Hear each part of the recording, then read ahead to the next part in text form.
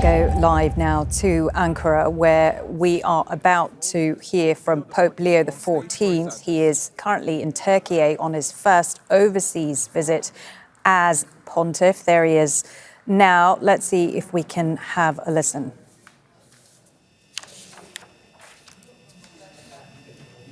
Thank you very much. Mr. President, distinguished authorities, members of the diplomatic corps, ladies and gentlemen, thank you very much for your kind welcome.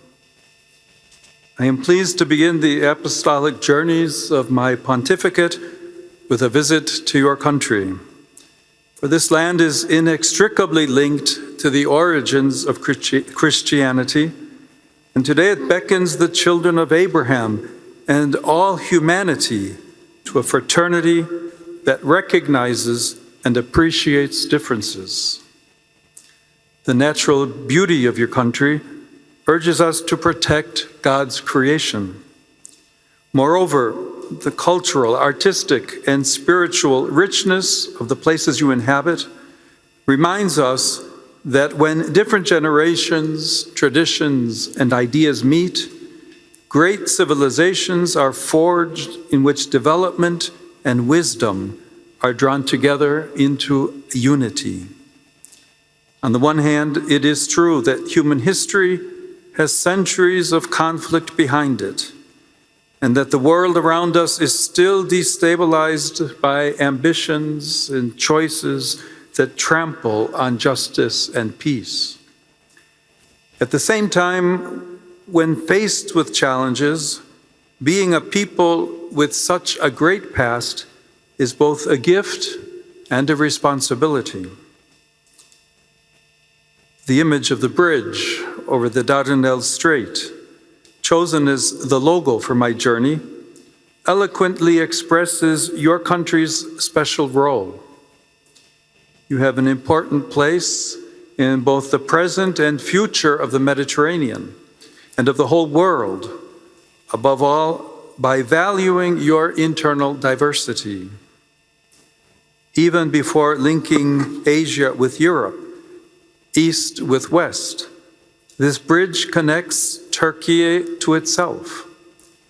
It combines different parts of the country, making it from within, as it were, crossroads of sensibilities.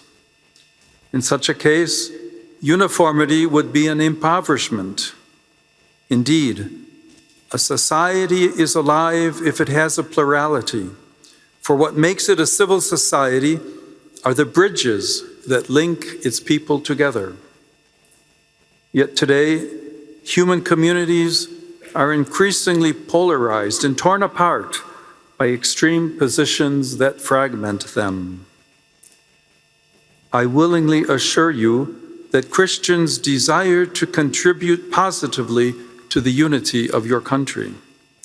They are and feel part of Turkish identity, which was highly esteemed by Saint John XXIII, whom you remember as the Turkish Pope, for the deep friendship that always bound him to your people. He was administrator of the Latin Vicariate of Istanbul and apostolic delegate in Turkiye and Greece from 1935 to 1945, and worked tirelessly to ensure that Catholics did not exclude themselves from the ongoing development of your new republic. He wrote during those years that here in this nation, quote, "We Latin Catholics of Istanbul and Catholics of other rites, Armenian, Greek, Chaldean, Syrian, etc., are a modest minority living on the surface of a vast world with which we have only limited contact. We like to distinguish ourselves from those who do not profess our faith. Our Orthodox brothers, Protestants, Jews, Muslims, believers and non-believers of other religions, it seems logical that everyone should mind their own business, their own family or national traditions, keeping within the limited circle of their own community. My dear brothers and sisters, my dear children, I must tell you that in the light of the gospel and of Catholic principles, this is a false logic." End of quote. Since then, great strides have undoubtedly been made within the Church and in your society, yet those words still resonate strongly in our day and continue to inspire a more evangelical and genuine way of thinking, which Pope Francis called the culture of encounter. Indeed, from the very heart of the Mediterranean, my venerable predecessor opposed the globalization of indifference by inviting us to feel the pain of others and to listen to the cry of the poor and of the earth. He thus encouraged us to compassionate action, which is a reflection of the one God who is merciful and compassionate, slow to anger and abounding in steadfast love. The image of your great bridge is also helpful in this sense, for God, in revealing himself, established a bridge between heaven and earth. He did so in order that our hearts might change, becoming like his. It is a vast suspension bridge, almost defying the laws of physics. Likewise, in addition to its intimate and private aspects, love too has a visible and public dimension. Furthermore, justice and mercy challenge the mentality of might is right and dare to ask that compassion and solidarity be considered as the authentic criteria for development. For this reason, in a society like the one here in Turkiye, where religion plays a visible role, it is essential to honor the dignity and freedom of all God's children, both men and women, fellow nationals and foreigners, poor and rich.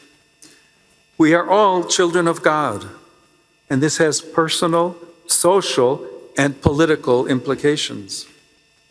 Those with hearts docile to the will of God always promote the common good and respect for all. Today, this is a great challenge, which must reshape local policies and international relations, especially in the face of technological developments that could otherwise exacerbate injustice instead of helping to overcome it.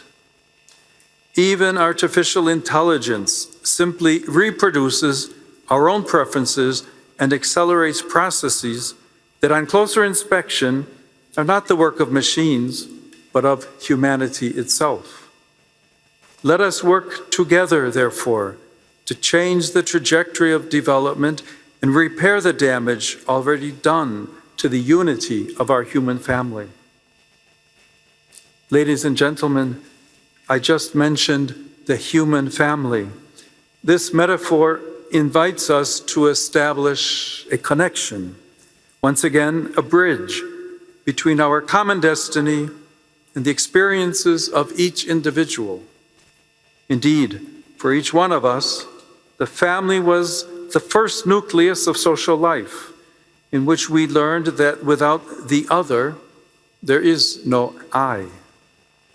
More so than in other countries, the family retains great importance in Turkish culture, and there is no shortage of... Okay, that's Pope Leo XIV speaking there from the presidential palace in Ankara. He is visiting Turkey for several days for his first foreign trip of his papacy. He will then go on to visit Lebanon. Now we have two correspondents on the story for us. Jonah Hull, who's in the city of Iznik. We'll speak to him in a moment. First, let's go to Resul Serdar, who is in the capital, Ankara. Resul, so talk us through the significance of this visit and why the Pope chose Turkey for his first international trip. Indeed, his first overseas journey has been to a Muslim-majority country. But let's just remember that this trip indeed was planned by his predecessor, Pope Francis. But due to some health issues, he could not make it. And now Pope Leo XIV is fulfilling that plan, which is sending out lots of symbolic and strategic messages. So why he has picked Turkey as his first international destination? The answer lies in where he's going to be, the locations that he's going to visit, and also the people that he's already meeting and will meet. So he has already met the president of the country, Recep Tayyip Erdogan, but alongside him, he's meeting the head of the religious affairs of Turkey, which is called Diyanet, and then he's going to meet the chief rabbi of Turkey as well in Ankara, and then he's going to travel to Istanbul, and tomorrow he's going to visit Iznik, or and with the Patriarch Bartolomeo, the head of the Eastern Church, Orthodox Church, which is representing nearly around 300 million Christians, and then they are expected to release a joint statement emphasizing the unity. So you see, he's not only meeting the Christian communities and the leaders here, he's meeting the Muslim communities and the Muslim leaders as well, and also the Jewish leader as well. And the analysts are saying that his visit in that regard actually is really referring maybe for the first time, giving a real insight into Pope Leo's geopolitical outlook, particularly after decades of being a missionary and just recently becoming a Vatican official. Now he's coming to a Muslim majority country and sending out a message saying that I am not determined to only further engage with the Christians and promoting the unity between the Christian world, but also I am ready to further engage with the other religions as well, such as Islam and Judaism, and Muslims and Jews as well. Really interesting. Thank you for that, Resul Serdar, there for us in Ankara. We can go now to Jonah Hull, who is live in Iznik in Turkiye. Jonah, on Friday, the Pope visits Iznik, where you are. Now, this visit aims to bring together two branches of Christianity that have long been divided. Explain to us the significance of this. Yes, the city of Iznik here, northwestern Turkey, Lake Iznik behind me there. In ancient times, this place was known as Nicaea, and the Pope will be here on Friday afternoon, specifically just over my shoulder there. He'll be visiting the ruins of an ancient basilica discovered on the lake shore just a decade or so ago. It's an archaeological dig site now, in which that basilica, it is believed 1700 years ago, 325 AD, factions of the Christian church got together, elders, bishops and priests, to sort out a bunch of ideological differences they had, crucially coming together in a great moment of church unity behind the belief that Christ was the Son of God and forging the path of Christianity in doing so from that day until this. Importantly, with Pope Leo, tomorrow will be Patriarch Bartholomew, as Resul was saying there, the spiritual head of the Eastern Orthodox Church. It's hundreds of millions of followers worldwide, a small minority of them here, of course, split from Catholicism in 1045, the Great Schism, and Pope Leo is known to be very keen, as his predecessors were, to try to forge a bridge over that schism. You heard him talking repeatedly about bridge building in that speech. He will do so in Lebanon in a few days' time, bringing the message of peace and dialogue and unity there. He will do so in interfaith dialogue in these two Muslim majority countries, but he will also attempt to do so within the broken factions of Christianity itself. Thank you so much for that. Jonah Hull there for us live from Iznik in Turkey. Let's get more on this with Laki Vingas, a member of the Greek Orthodox Christian community in Istanbul. He joins us live from there. Thank you for your time. Now, as we heard there from our correspondent Resul, this visit was originally planned for the previous Pope. So why was it important that the new Pope continued with it? Extremely, it's this meeting and this visit of the Pope, which is the first apostolic visit during his new papacy. I think it's extremely important and significant. First of all, it has a symbolic, historical, geopolitical extensions. And I think this is very important also for the Christian minorities, for the Christian groups also in Turkey and in the region. In 1964, it was the first time when both churches, the leaders of both churches, met in Jerusalem. And 2014, again, 60 years later, the Ecumenical Patriarch Bartholomew with the Pope, late Francis, they met in Jerusalem, and the Ecumenical Patriarch Bartholomew invited the Pope Francis to come and to be here to celebrate the 17th anniversary of the First Ecumenical Council. Unfortunately, Pope Francis passed away, and today the new Pope, the new elected Pope, is following the footsteps of his predecessor, and he's coming to Turkiye, to Ankara, to Iznik, Nicaea, historically, and in Istanbul. And so it's very important for us. Laki, I want to ask, as someone from the Greek Orthodox community yourself in Istanbul, what does this visit mean to you personally?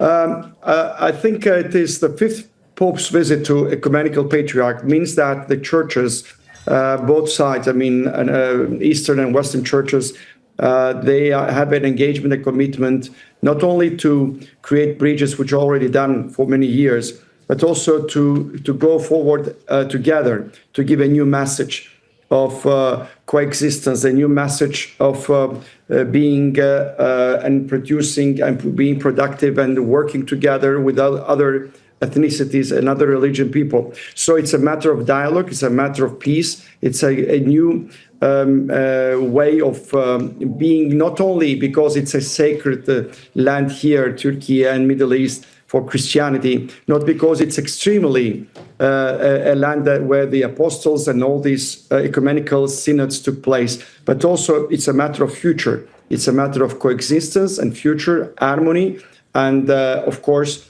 the living together. I think this is also something that we need a lot. We need this message that it's a message, not only a wording, just a wish, but it's also we need together all in the world that we live together with respect and understanding, so that we can continue the history of those churches, which is quite important and historical. And I think it is still relevant. The Nicaea meeting is still very relevant, and this is the message they are bringing to this first apostolic visit of the Pope. Turkey's Christian population is very small today.